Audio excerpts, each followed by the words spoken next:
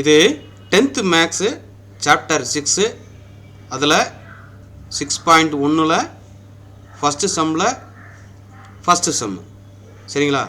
இப்போ என்ன கேள்வி அப்படின்னா God theta plus tan theta equal என்ன ப்ரூவ் பண்ணணும் அப்படின்னா சீக்கன் தீட்டா இன்ட்டு கொசிக்கன் தீட்டா. ஓகேவா. இப்போ ஃபஸ்ட்டு நம்ம லெஃப்ட் ஹேண்ட் சைடை எடுத்துக்கிறோம். இந்த லெஃப்ட் ஹேண்ட் சைடு இருக்கு இல்லையா, அதை எடுத்துக்கிறோம்.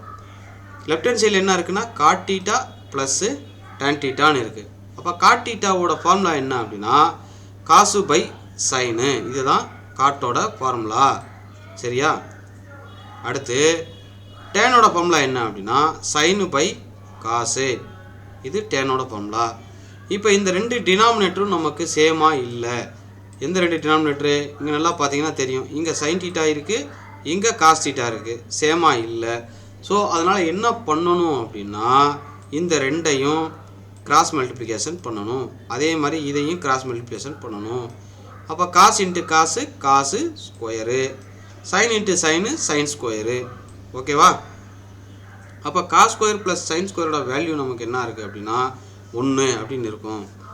ஆல்ரெடி இந்த ரெண்டு டினாமினேட்டரையும் நம்ம கீழே மல்டிப்ளிகேஷன் பண்ணணும், sine theta into cos theta.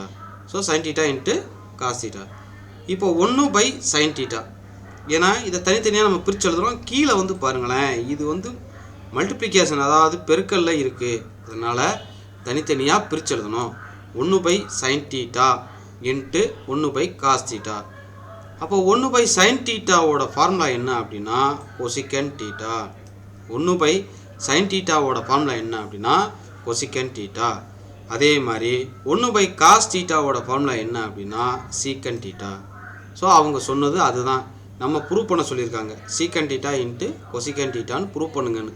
நமக்கு வேல்யூ சீக்கன் தீட்டா இன்ட்டு கொசிக்கன் தீட்டா அப்படின்னு வந்துருச்சு. ப்ரூவ் பண்ணியாச்சு. ஹேண்ட்ஸ் இட் இஸ் ப்ரூவ்டுன்னு நம்ம எழுதிடணும், அவ்வளோதான்.